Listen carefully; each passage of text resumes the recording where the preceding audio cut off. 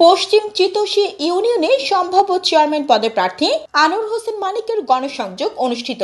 শাহরাস্তি প্রতিনিধি জাহাঙ্গীর আলম ভূঁইয়ার তথ্যচিত্রে সাথে আছি আমি জান্নাতুল আফসানা।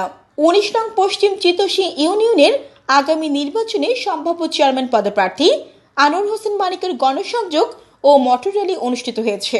শুক্রবার বিকেলে শতাধিক মোটর বাইক নিয়ে উঘাড়িয়া বাজার থেকে মোল্লাবাড়ি দরজা, খেরিহর, চিমাইল, হারিয়া, আয়নাতলী বাজার সহ ইউনিয়নের বেশ কয়েকটি বাজারে গণসংযোগ ও মোটর র্যালি অনুষ্ঠিত হয়। এই সময় সম্ভাব্য চেয়ারম্যান পদপ্রার্থী আনোয়ার হোসেন মানিক বাজারে ব্যবসায়ী ও সাধারণ জনগণের সাথে কুশল বিনিময় করেন।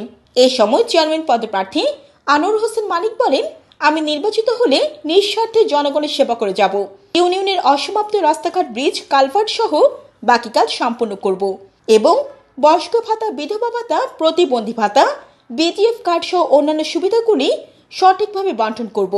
উল্লেখ্য, চেয়ারম্যান পদপ্রার্থী আনোয়ার হোসেন মানিক বাংলাদেশ জাতীয়তাবাদী দল বিএনপি সমর্থিত একজন কর্মী। এলাকার মানুষ দলমত নির্বিশেষে তাকে সমর্থন দিয়ে যাচ্ছে।